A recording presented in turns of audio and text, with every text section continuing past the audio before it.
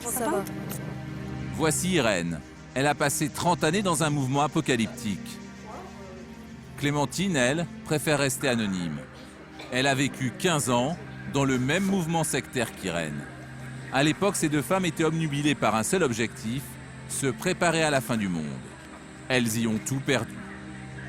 Avec le temps, elles arrivent à feuilleter l'album photo de leur cauchemar. Ça, c'est lui en 2003, voilà. Leur ancien maître à penser, le voici. À l'époque, Irène a 19 ans. Quand elle croise la route de cet homme, elle est en pleine détresse. Ce manipulateur se présente comme un guérisseur. Moi, j'étais en grande déprime. Donc, quand ma mère lui a demandé de l'aide, lui, il a dit qu'il pouvait faire quelque chose pour nous, voilà. Et en fin de compte, c'est là qu'il a commencé à avoir de l'emprise, forcément, parce qu'on s'est dit, pourquoi pas lui faire confiance, voilà. Et puis après, il a commencé à nous parler de sa croyance, quoi, de ses croyances. La technique d'embrigadement, mélanger croyances issues des Templiers, satanisme et discours apocalyptiques. Les deux femmes se font prendre au piège. Ce pseudo-guide spirituel a alors des relations sexuelles avec chaque femme de son groupe et obtient en plus qu'elles l'entretiennent financièrement.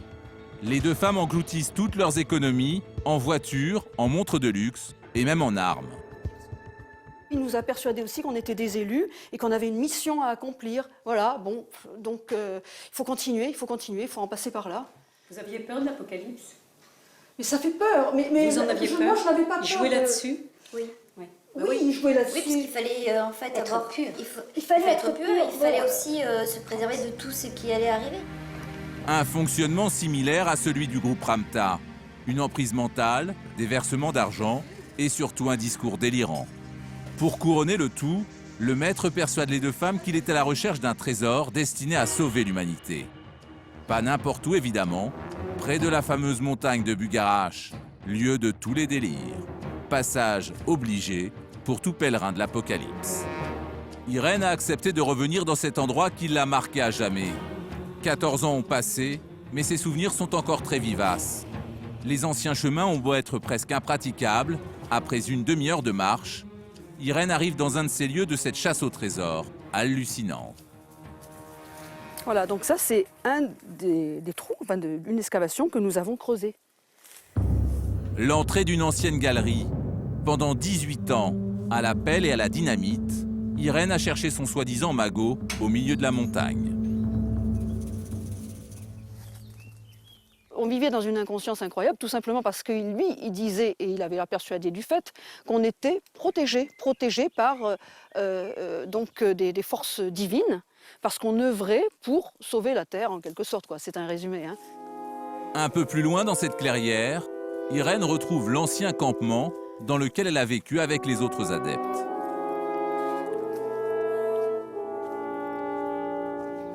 La cabane, la fameuse cabane, ça me fait quelque chose, ça me fait bizarre de rentrer là. Il y a même encore, voilà, il y a même encore des vestiges de presque de victuailles, en tout cas de pharmacie, voilà. On vivait là-dedans. Le groupe d'une douzaine de personnes y a vécu des mois entiers, hiver comme été, dans des conditions sommaires, coupés de leurs proches. À l'âge de 50 ans, à la suite de tensions qui font voler alors le groupe en éclats, Irène prend conscience de sa terrible histoire. Mais le choc est brutal. J'ai eu vraiment l'impression, quand je suis partie, d'un temps à part, d'un temps vide, je ne sais pas comment dire, d'une interruption presque, d'un intermède vraiment mais énorme dans ma vie, quoi. Et d'avoir, en fin de compte, de m'être perdue pendant 30 ans, quoi. D'avoir erré pendant 30 ans comme un zombie. On a été réduit en esclavage, je peux dire. Voilà. En 2004, elle porte plainte contre son mentor pour abus de faiblesse et escroquerie. La justice rendra un non-lieu, mais chez lui, les policiers découvrent un arsenal. Il est condamné en 2009 à 4 années de prison pour détention illégale d'armes à feu. Aujourd'hui, l'ancien gourou est retourné chez lui dans son village, où il tente de se faire oublier. Merci beaucoup. Visite chez lui en caméra cachée, nous nous faisons passer pour des touristes amateurs de sciences occultes. L'ancien manipulateur véhicule-t-il toujours ses thèses apocalyptiques?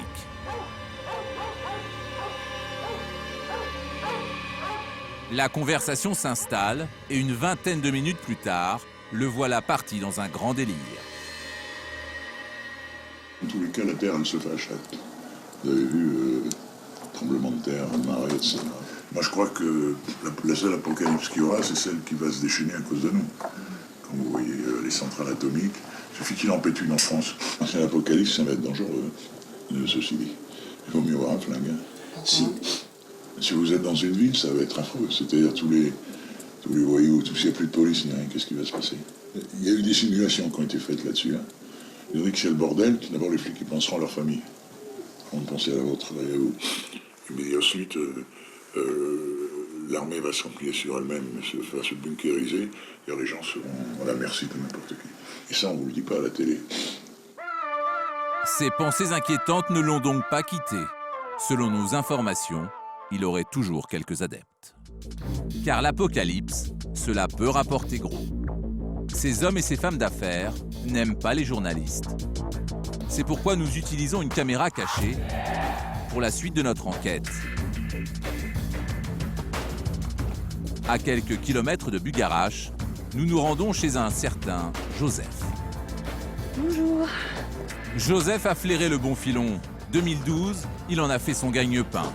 Ce commerçant d'un nouveau genre a transformé sa maison en boutique ésotérique. À l'intérieur, il vend les fameux cristaux utilisés par les randonneurs sur le pic de Bugarache. Le cristal, c'est vraiment l'outil magique. Tu veux nettoyer ta pomme, tu veux donner de l'énergie à ton chat, tu veux réénergétiser ton corps, voilà, ce que tu veux. Plus tu prends un gros cristal, plus ça va être cher, parce que c'est lourd, parce que après, normalement, plus il est transparent, plus il est cher. Voilà, après si tu veux Ça coûte combien, tu peux avoir celui-là 52. Mais ce qui rapporte le plus à Joseph, ce sont les stages qu'il organise pour préparer les adeptes à survivre à la fin du monde. Car d'après lui, seuls ceux qui auront purifié leur âme auront une chance de s'en sortir. Tu aides les gens, toi, à se préparer à 2012 ? Ah bah oui, c'est ça, mon boulot. d'accord. c'est ce que je fais. Quand tu parles de stage, il consiste en quoi? Alors, je propose 2 jours de conscience du cristal. Donc là, en 2 jours, on dénoue, si tu veux, il y a des nœuds dans l'âme, liés aux vies qu'on a eues, aux agressions, aux souffrances, à tout ça. Et là, lors des soins, avec les cristaux, le son, le verbe, le ting, ting, ting, ting, ting, tout se dénoue. Et après, on fait des stages de 7 jours dans la région, où on va découvrir ou redécouvrir les lieux, méditer, utiliser des cristaux, connecter avec les fées, faire des petites baignades par-ci par-là, aller voir des temples naturels, aller voir des églises, des châteaux. Ces stages de 7 jours coûtent 650 €, repas et logement non compris. Une affaire très rentable. Et même si cela peut ressembler à un attrape-nigo, cela n'a rien d'illégal. Si Joseph a créé un petit commerce local, d'autres sont à la tête d'un business à beaucoup plus grande échelle. C'est le cas de Gilles Cinquin, la star des stages de préparation à la fin du monde. À bord de son camping-car, il sillonne tout le pays avec sa compagne pour prodiguer ses méthodes. On peut dire que ça fait au moins 3 fois, au moins 4 fois même, que je fais le Tour de France. Nathalie, ça fait 2 fois qu'on fait le Tour de France, oui. Parce que même il y a des périodes où j'étais carrément 3 mois sans revenir à la maison, quoi. Ah, c'était ma maison, le camping-car. Ce jour-là, Gilles Cinquin se rend à Paris. Il doit y tenir une conférence. Le thème, se préparer pour la fin du monde en 2012. Il en a même écrit un livre, un best-seller des librairies ésotériques. Une performance pour un écrivain qui a commencé sa carrière comme plombier. C'est vrai que je suis un autodidacte, j'ai fait aucune étude, je fais encore des fautes, mais tout le monde me pardonne. Si je fais une dédicace et qu'il y a une faute dedans, c'est le cœur qui fonctionne avant tout. Les personnes donc vont pas être là en train de regarder, il a fait une faute. Tout le monde sait que je fais des fautes aussi de diction à mes conférences, mais comme l'amour est là, ça passe. Ce soir-là, la salle est pleine. 70 personnes venues écouter ses théories. Sa méthode pour conquérir l'auditoire, relier les problèmes du quotidien à l'imminence de la fin du monde. En clair, si vous n'allez pas bien, c'est à cause du grand chambardement à venir. Vous avez pu remarquer pour certains les douleurs. Vous avez pu remarquer depuis novembre qu'on les avait au ventre. Hein? Alors depuis novembre, flatulence, douleur, c'est un petit peu, pour paraphraser un peu le Christ quand il disait, eh bien, quand vous verrez les douleurs, vous aurez les douleurs de l'enfantement, vous saurez que le temps arrive. Et en aparté, il met en garde les sceptiques. Ceux qui négligeraient ces théories avant l'Apocalypse risquent des maladies encore plus graves. Surtout, les gens, je dirais, actuellement, sont de plus en plus malades.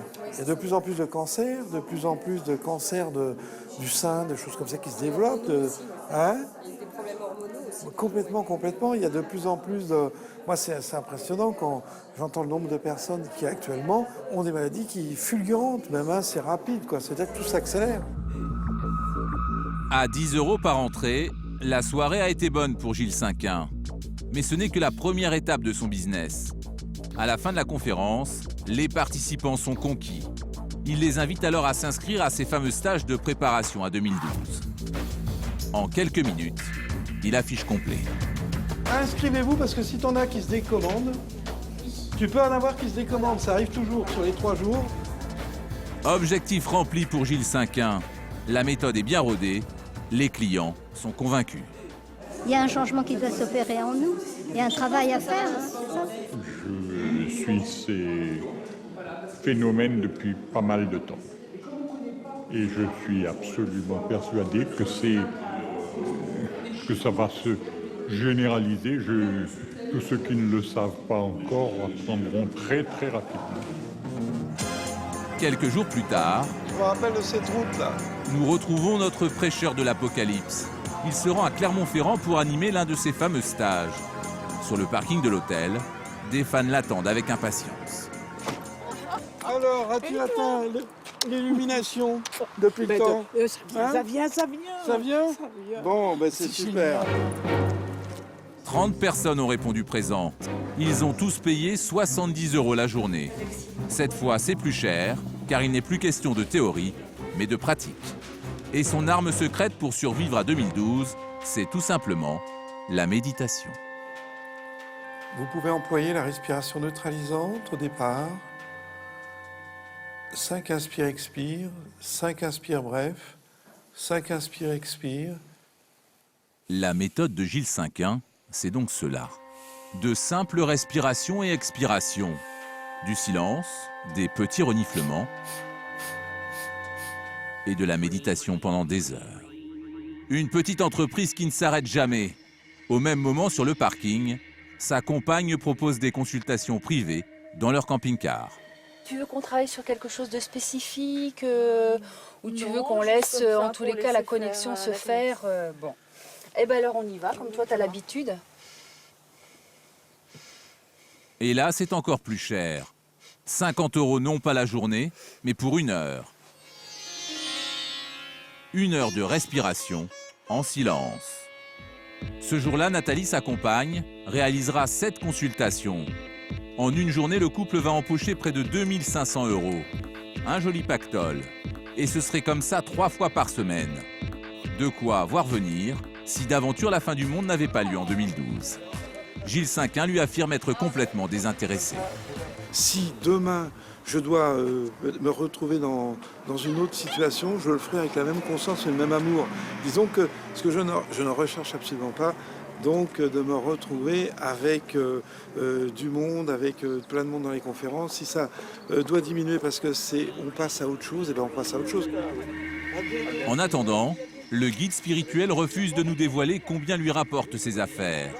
D'après nos estimations, ces derniers temps, le couple pourrait empocher jusqu'à 30 000 € par mois.